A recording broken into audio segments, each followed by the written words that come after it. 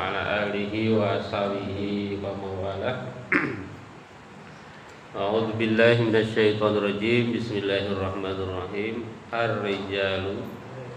الرجال قوامون على النساء بما فضل الله بعضهم على بعض وبما أنفقوا من أموالهم فالصالحات قانتات حافظات للغيب بما حفظ الله. Sadaqallahul azim wa sadaqa rasulul karim wa nahnu ala dzalika minasyahidin wa syakirin. Puji syukur kita panjatkan kepada Allah. Salawat dan salam mudah-mudahan tercurah kepada Nabi Muhammad sallallahu alaihi wasallam. Para bapak jamaah yang dimuliakan Allah, para ibu, ya, hari ini kita akan membahas bab yang paling disenangi bapak-bapak, tidak disenangi ibu-ibu. Apalagi kalau sering nonton TikTok itu banyak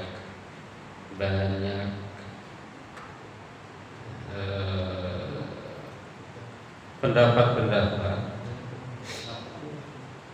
yang mungkin berbeda dengan bab ini, ya.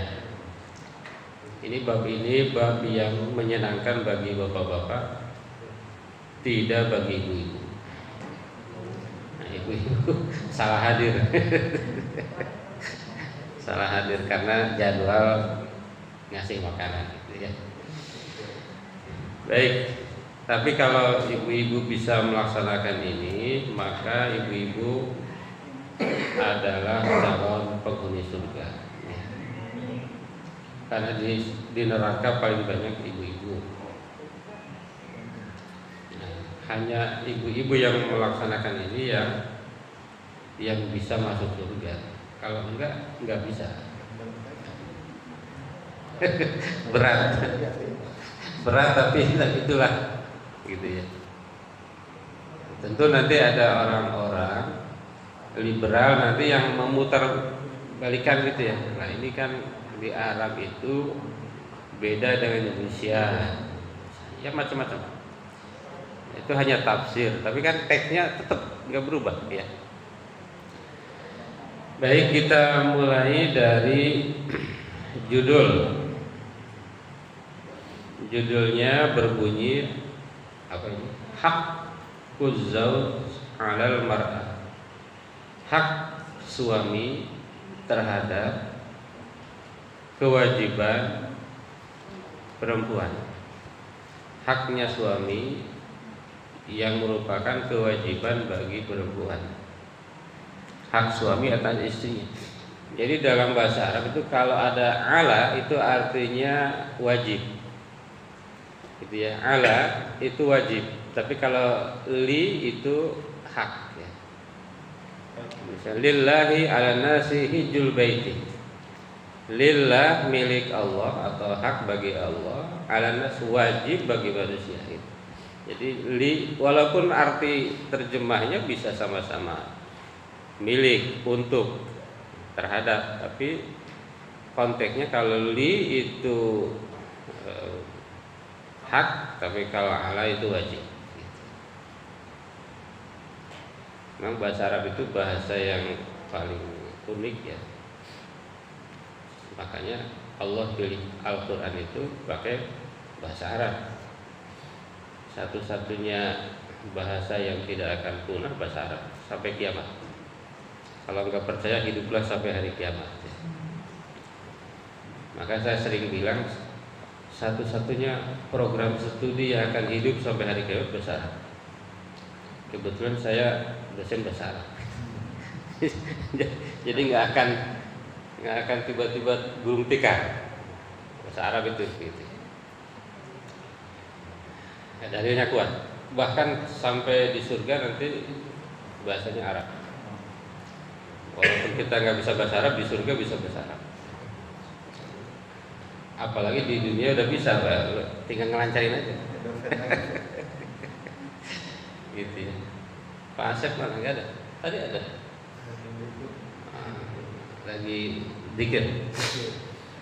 Baik, ayatnya adalah ar-rijalu qawwamuna 'alan nisa bima faddalallahu ba'dahum 'ala ba'd. Ini terjemahnya ya. Orang laki-laki adalah pemimpin bagi istri-istrinya bima faddalallahu, oleh karena itu Allah melebihkan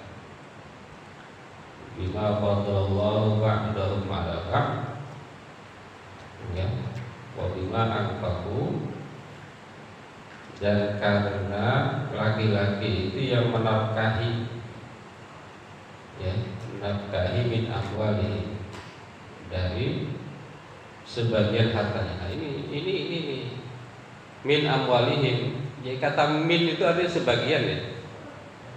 Jadi nggak boleh dikasih semua ke istri. Nah, suami kurang pintar kalau kasih semua ke istri. Untuk sisa yang hadirin.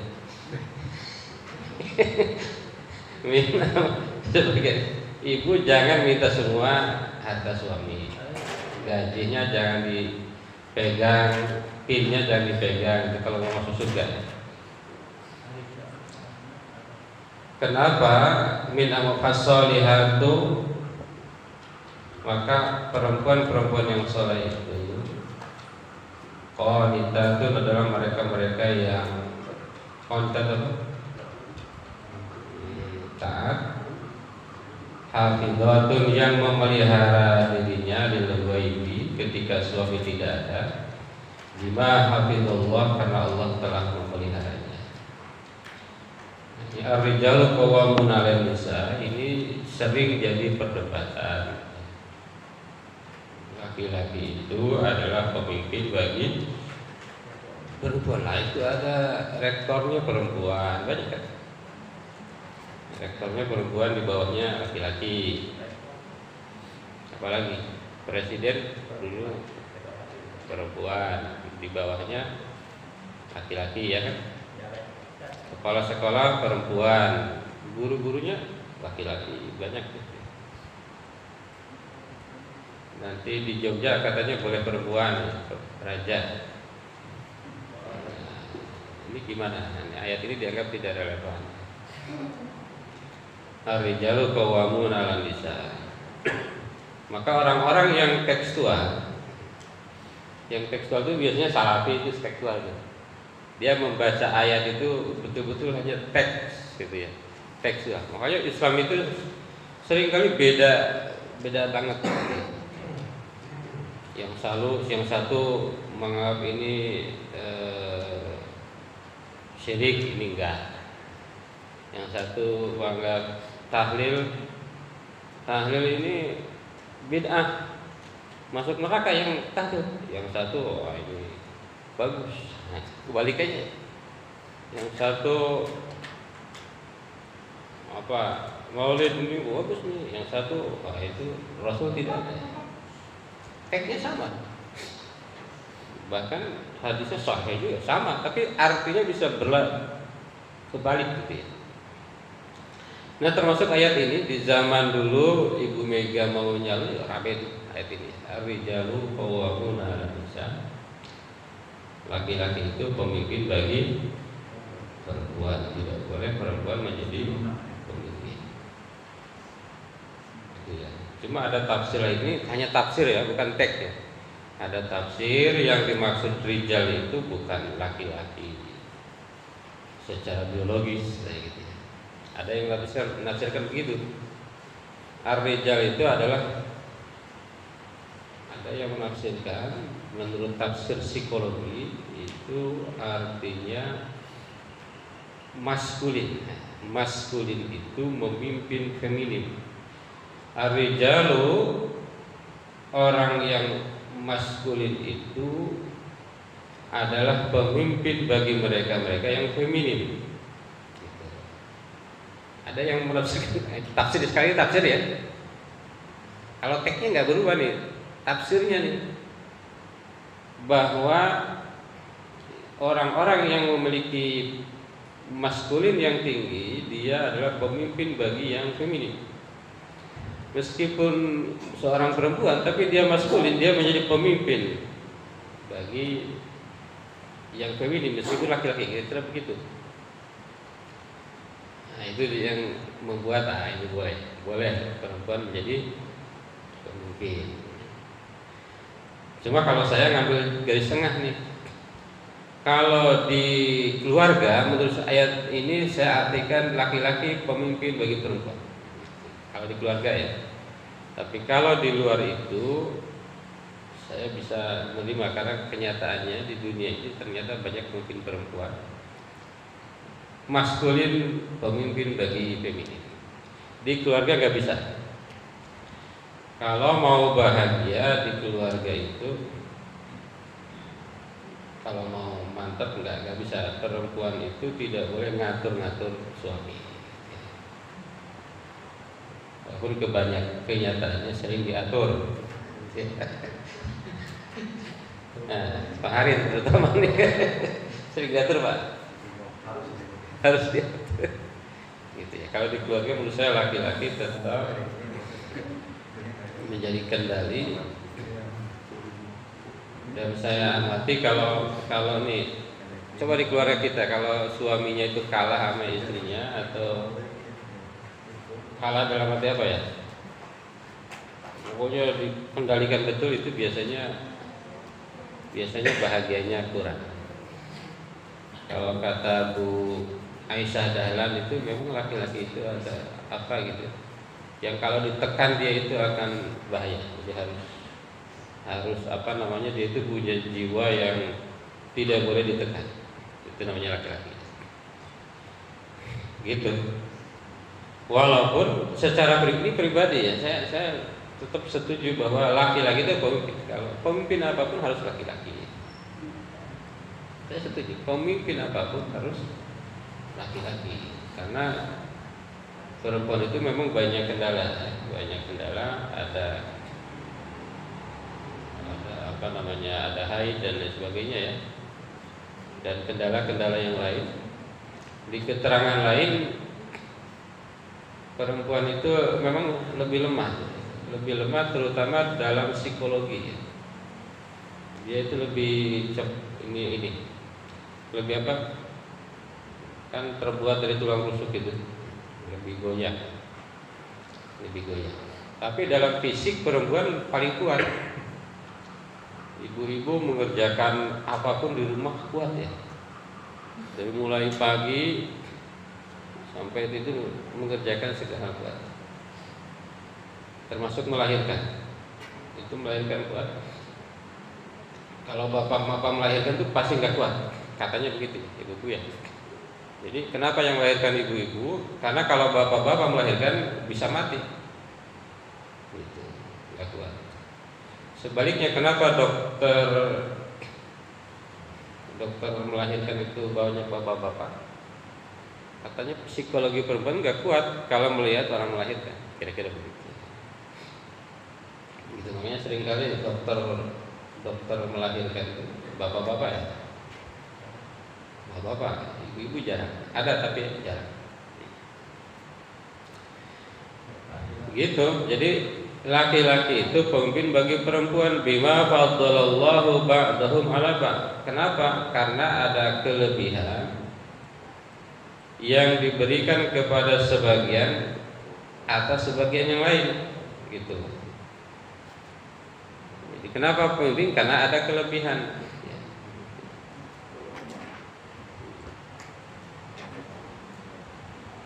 Kelebihan dalam hal apa? Fil aql. Satu, dalam otak.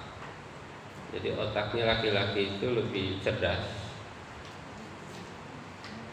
Cerdas dalam arti, mungkin itu ada terjemah lagi, cerdasnya itu apa? Karena di sekolah kadang yang juara satu perempuan juga. Cerdas mungkin dalam logikanya cerdas. Wadini, yang kedua dalam agama. Dalam agama juga misalnya menjadi saksi itu laki-laki itu 2 kali perempuan. Iya kan? 2 saksi itu kalau ada satu laki-laki itu bandingannya 2 perempuan. Wal qudrah, kekuatan, kemampuannya, wal quwwah, dan kekuatannya. Itu kenapa laki-laki itu di atas daripada perempuan. Wa bima anfaqu min amwalihim, dan termasuk dalam hal nafkah. Nafkah itu ini normalnya atau bagusnya laki-laki itu selalu yang memberi nafkah.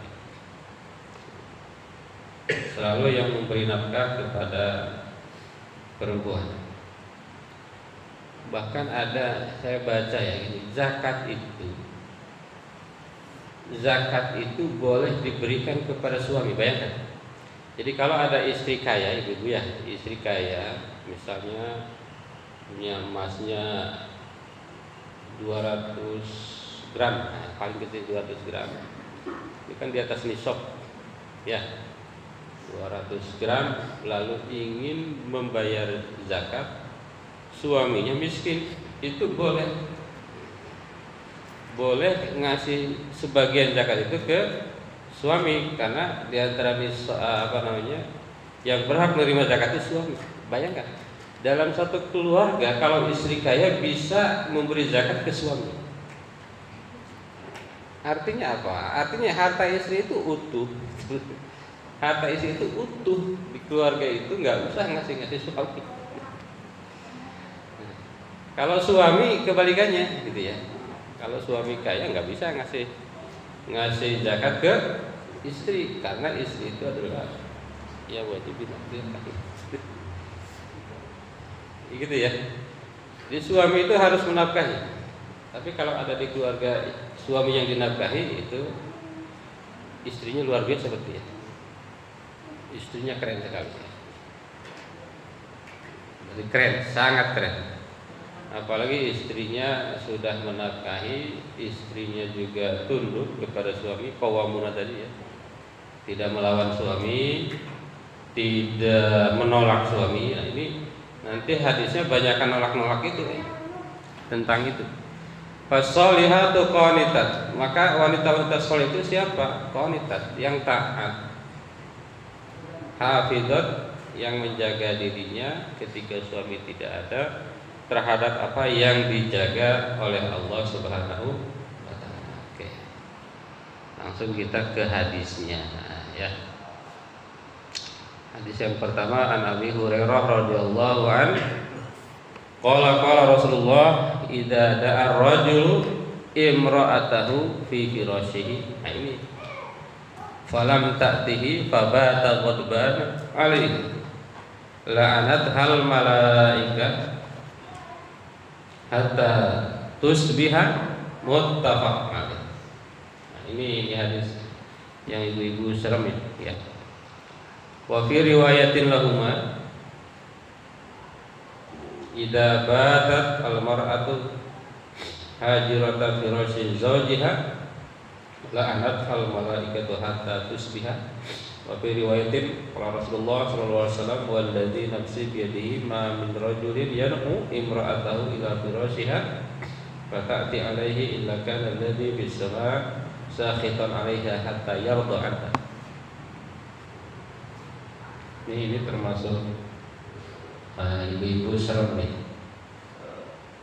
Hadis ini ya dari Abu Hurairah radhiyallahu anhu, dan bapak-bapak senang nih. Rasulullah bersabda, idza da'a ar-rajul, jika seorang laki-laki itu mengajak, suami mengajak imra'atahu, istrinya, ila firashihi, ke tempat tidurnya, kata bapaknya, ayo kita tidur. Falam ta'tihi, tapi istrinya tidak mau, tidak datang. Nanti dulu deh, gitu ya. Fabata ghadbana 'alaiha, kemudian suaminya jadi marah. Fabata ghadbana 'alaiha la'anat hal malaika, la'anat, melaknat kepadanya al malaikat hatta tusbiha, sampai subuh. Muttafaq alaih. Hadisnya kuat sekali. Jadi kalau suami ngajak istri ke tempat tidur, kemudian istrinya nolak, suaminya marah, malaikat melaknatnya sampai subuh. Pernah begitu, ibu-ibu? Cuma ini kan bahasa hadis ya. Bahasanya ini yang dimaksud ngajak tempat tidur itu paham ya maksudnya ya. Bukan sekedar tidur. Ada ma qoblal naum. Ada yang dilakukan sebelum tidur. Pernah begitu, Pak Heru pernah, Ustaz Heru ngajak istri yang nggak mau, pernah?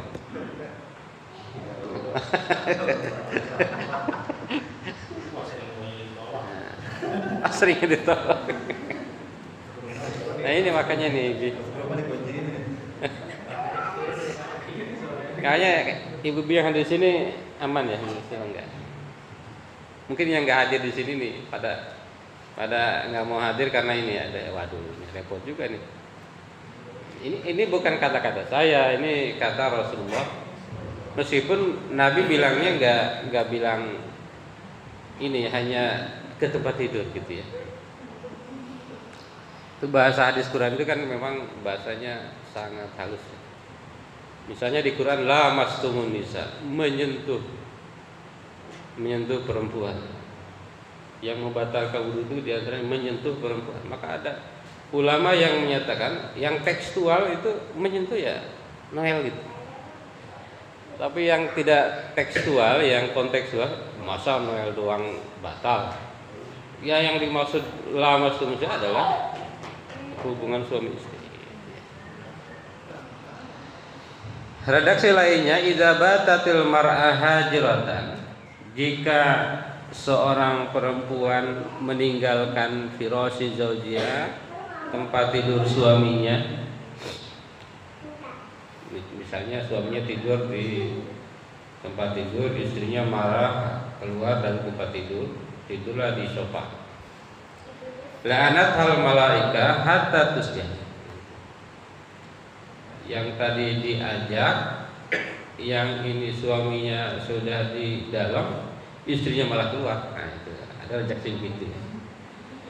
Redaksi yang lainnya, walladzi nafsi biyadihi, demi zat yang jiwaku berada di genggamannya, ma min rajul yadu imra'atahu ila firashihi, tidak ada seorang suami yang mengajak istrinya kepada tempat tidurnya, fata'ba alaihi, kemudian istrinya menolak, ila kana alladzi, kecuali alladzi fis sama, yang ada di langit, makhluk yang ada di langit, syahiton alaiha, makhluk yang ada di langit itu syahiton murka alaiha, kepada istrinya itu, hatta yardu anha, sehingga suaminya itu ridho kepadanya. Itu dilaknat malaikat, dilaknat Allah, dan malaikat ikut-ikutan. Wah ini benci, malaikat itu di langit itu benci kepada istri yang demikian. Gimana Bu? Untung nggak begitu ya selama ini ya. Apa makna hadis ini? Yang pertama adalah wujubu ta'ati zauja bi zaujiha. Ada kewajiban suami itu, istri itu taat kepada suaminya idza da'aha, jika suaminya mengajaknya li firashihi, ke tempat tidurnya, walam yakun biha udrun, dan tidak ada udzur, tidak ada alasan syar'i, itu tidak boleh menolak. Li'anna aqwal umur allati tushawwishu 'ala rajul da'iyatun nikah, karena hal yang paling berat yang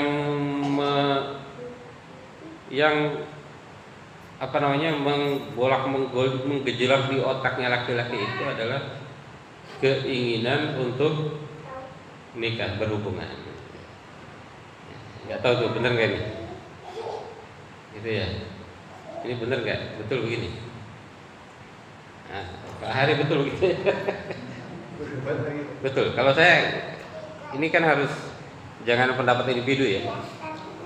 Walidzalika hadda syari, oleh karena itu syariat menegaskan kepada perempuan untuk membantu laki-laki.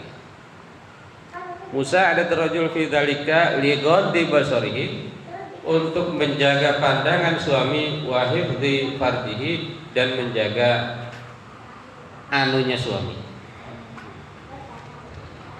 Ini dalam rangka membantu suami. Ibu ya. Begitu katanya. Yang kedua, yang bagi ala mar'i anatu zauj ala hifdzi dinihi. Perempuan itu harus membantu suami menjaga agamanya.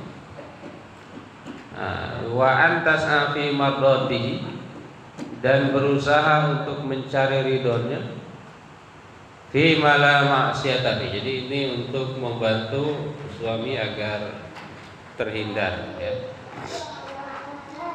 Yang ketiga, sabrul rajul ala tarkil jima' adhaf min sabril mar'ah. Nah, ini perlu jawaban Bapak Ibu ya. Katanya laki-laki itu dalam menahan hasrat itu lebih rendah daripada perempuan, betul nggak? Kalau ibu-ibu lebih kuat menahan, laki-laki enggak. Walidzalika fa inna imtina al-mar'ah an firasyi zawja kabirah tastahiqu ghadaballah. Oleh karena itu menolak ke tempat tidur bersama suaminya adalah dosa besar yang mendapatkan benci Allah, marahnya Allah, yang akan mendapatkan marahnya Allah. Yang keberapa ini? Itu yang ketiga. Yang keempat, al malaikah tadu ala ahlil masiyah wa madamu fiha wa du'aul malaikah maqbul min khairin aw syarrin liqaunihi sallallahu alaihi wasallam hadara min dzalika wa khawwafa minhu. Jadi ini malaikat katanya makbul. Hati-hati, tadi kan malaikat apa tadi? Malaikat benci, mendoakan perempuan-perempuan yang munafik itu. Ini hati-hati. Ini makanya ini bab ini memang sangat mantap bagi bapak-bapak ya. Satu lagi para ibu bapak ya. Satu hadis lagi. An Abi Hurairah radhiyallahu anhu aidan anna Rasulullah qala la yahillu limra'atin an tasuma wa zawjuha syahid illa bi idni wa la ta'dana fi baitihi illa bi idni, muttafaqan. Ini lebih keren lagi. La yahillu, tidak halal, limra'atin, bagi perempuan, antasuma, puasa. Jadi puasa sunnah ya, tapi ya.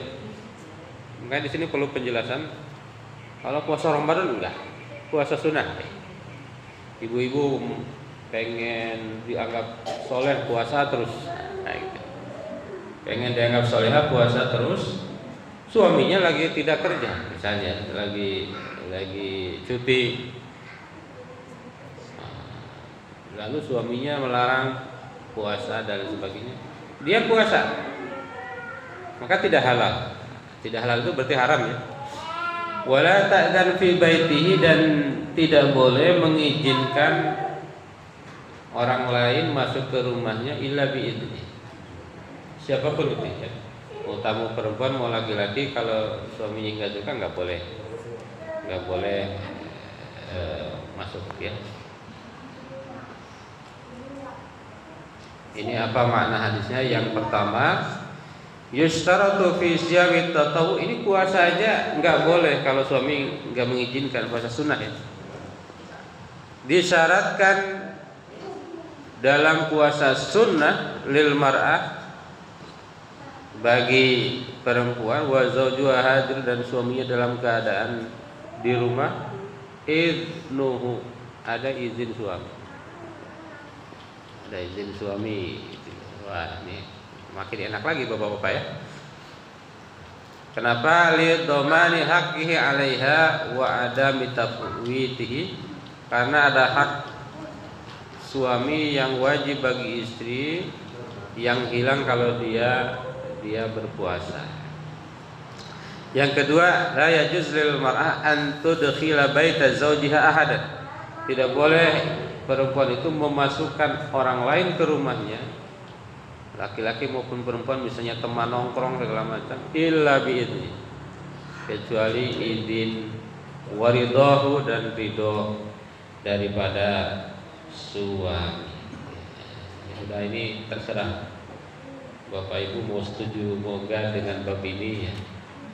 Karena di TikTok juga ada ceramah-ceramah lain ya. Saya lihat di TikTok itu yang banyak penontonnya bukan berarti ustadz ya. Gitu. Kadang-kadang dia yang pandai bikin video lah ya. Dan kadang-kadang yang begini-begini bisa diplesetkan. Dan mungkin ada ajaran-ajaran lain beda lagi, yang nggak tahu ya. Ajaran-ajaran lain mungkin beda lagi pendapatnya. Saya kira itu Bapak Ibu kita cukupkan. Mudah-mudahan ada sharing atau pertanyaan ya. Monggo pesan MC ya untuk membantu. Saya tutup sementara. Assalamualaikum warahmatullahi wabarakatuh. Waalaikumsalam.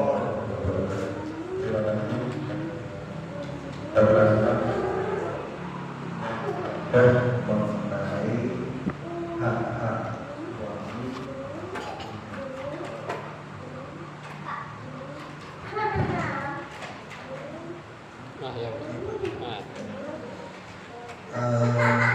Ada pembahasan mengenai yang pertama tadi mengenai kalau suami ngajak ke kamar itu malaikat aja melarang, kemudian ketika membawa teman ke rumah ketika tidak diundang. Nah, mungkin dari jamaah ada yang ditanyakan, kita buka diskusi. Kelihatannya dari buku sebelah kanan tadi Pak Agus, Pak Enda sama Pak Hadi katanya udah diskusinya teman-teman udah jadi pertanyaan.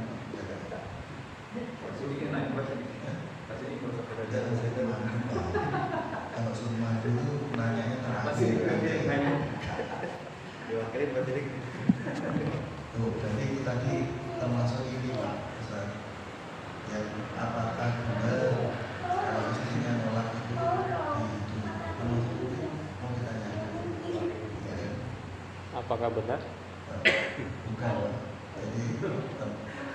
Jadi belum ya?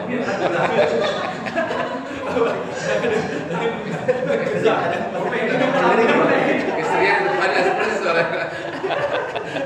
Bu pulang dulu.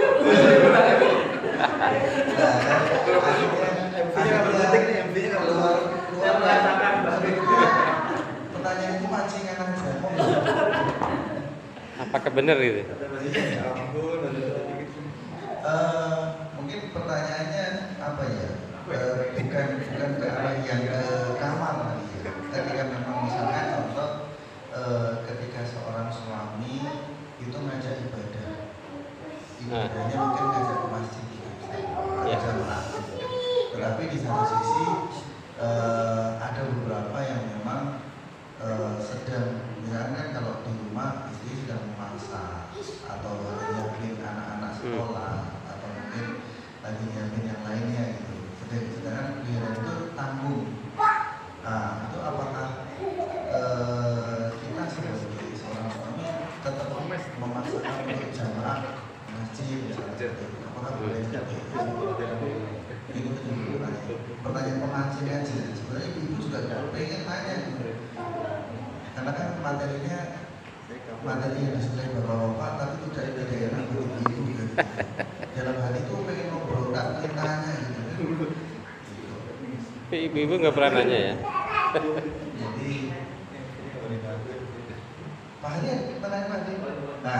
Nah ini.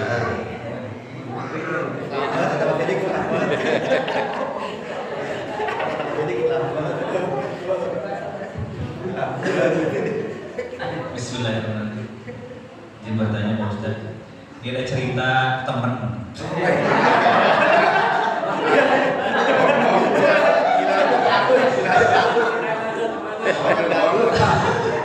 Teman saya dari pondok sebelah kanan.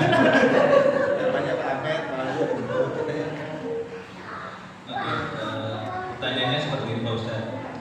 Tadi kan dicontohkan ya, apabila suami yang mengajak istri dalam konteks yang tadi ya, jika si istri menolak, kemudian suami sampai dengan marah, ya kan akan dilaknat ya oleh malaikat dari malam sampai dengan pagi hari.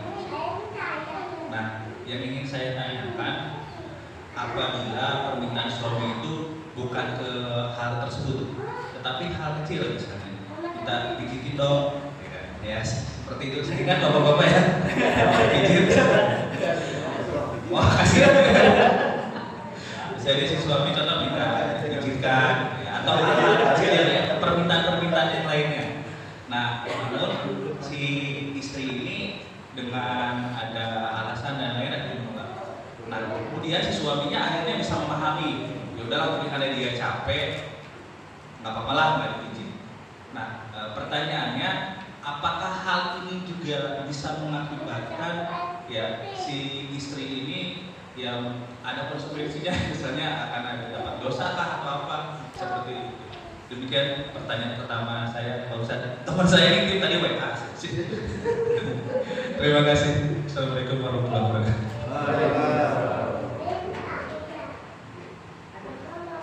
Ibu ada yang mau ditanyakan?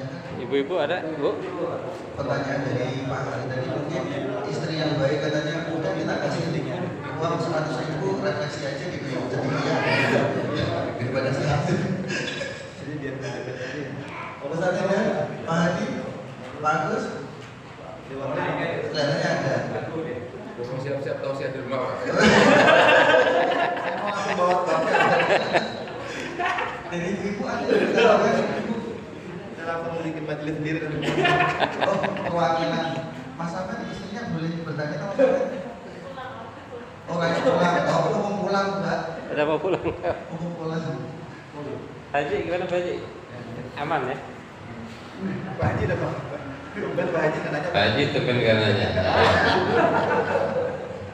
Baik, ini pertanyaannya sebetulnya saya paham. Kenapa nanyanya begini, saya paham ya. Karena ada ibunya ya, karena ada istrinya. Ada ibu ada ya? Atau nanti takut nonton ya. Baik, ini Ustaz Sidik pertama mengajak ibadah ke masjid, lagi masak tanggung, suami tetap maksa boleh apa tidak ya. Ini kalau hadis-hadis ini memang lebih ke ini ya, lebih ke ajakan ke tempat tidur, tekstualnya. Nah itu kalau tadi arahnya ke situ itu pemahaman berarti gitu. Tapi sekali lagi pemahaman ya, fasolihatu qanitat, perempuan soleh itu adalah yang taat selama yang diperintah suami itu tidak melanggar syariat. Jadi harus nurut tuh. Saat sedikit diajak ke masjid ya harus nurut. Karena kebagian suami itu memang kalau istrinya nurut apapun ya. Misalnya suruh ini mau, itu biasanya suaminya senang ya. Suruh masak mau, suruh. Karena ada penceramah bilang gini, yang wajib nyuci itu suami gitu kan. Ada kan TikTok ya. Yang wajib masak itu suami kan. Apalagi yang wajib mandiin anak itu suami. Kewajiban istri cuma dua. Satu, taat Allah, 2 taat suami. Kalau suami menyuruh nyuci, nyuci.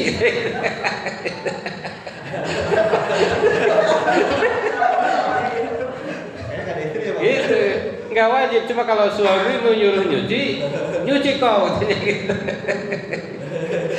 Gitu, itu ya. Nah, gitu. Jadi kalau menolak, saya kira mungkin dia yang paling tidak dia tidak perempuan soleh, paling tidak ya. Dengan alasan apapun, meskipun mungkin tidak semelaknat yang tadi. Kalau yang ke tempat itu betul-betul dilaknat. Kalau yang tadi mungkin tidak sedahsyat itu ya. Apalagi ada keterangan ibu-ibu itu memang bagusnya di rumah. Ibu-ibu itu di rumah bagusnya. Suami di masjid. Jadi bagusan di masjid daripada di rumah. Cuma nanti masjid itu apa?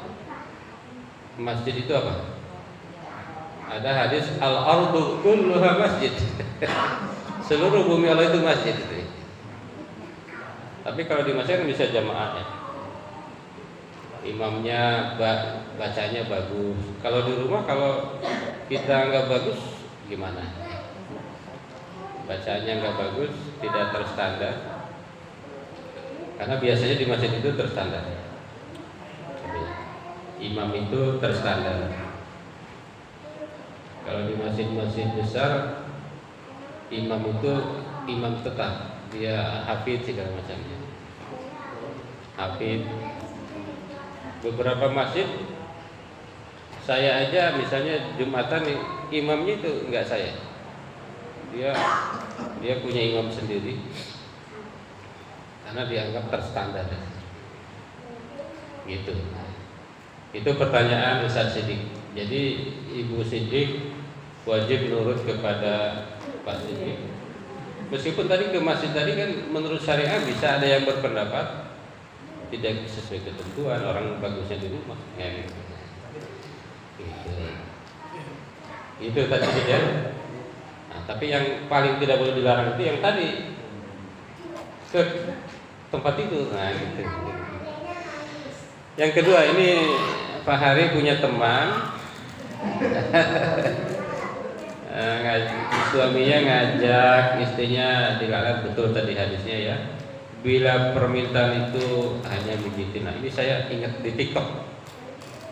Jangan sekali-kali minta pijit ke suami. Ada pernah lihat? Apalagi kebalikannya ya. Karena kalau Pak Hari kalau minta pijit itu biasanya nggak hanya di situ ya.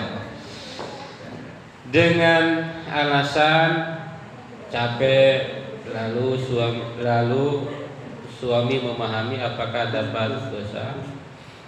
Tapi kan tadi hatta yardoha kan, kalau suaminya ridho nggak masalah.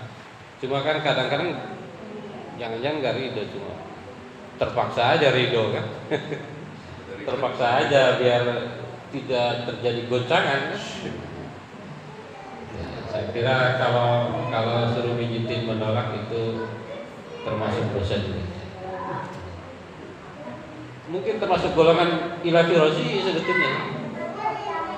Termasuk bagian dari mengajak ke tempat tidur. Ya kan nggak dijelaskan apa tempat tidur itu, diantaranya mijitin dan lain-lain. Saya kira itu ibu-ibu ya, mungkin ini agak panas telinga selama 43 menit ini. Tapi kalau ibu-ibu mau masuk surga memang ini pintunya di sini. Yang memasukkan ibu-ibu masuk surga bukan sedekah, bukan apa-apa ya, tapi taat kepada suami. Kalau yang memasukkan suami masuk surga justru infaknya. Bagaimana dia qawamnya tadi apa? Menjadi pemimpin. Menjadi pemimpin itu memberi makan, mendidik, semua aspeknya, ngasih rumah, ngasih kunci mobil, kuncinya doang dan lain sebagainya, memberi keamanan, Suami itu kan memberi keamanan, memberi nafkah, semua adalah kewajiban suami. Kalau dia bisa membuat itu, maka surga. Ibu-ibu enak, gak usah kerja, taat kepada suami, taat pada Allah, udah aman. Gitu ya. Saya kira itu Bapak Ibu, terima kasih atas perhatiannya. Mohon maaf atau bila ada kata-kata yang kurang berkenan. Kita akhiri dengan doa kafaratul majlis. Subhanakallahumma wa bihamdika asyhadu an la ilaha illa anta astaghfiruka wa atubu ilaik. Assalamualaikum warahmatullahi wabarakatuh.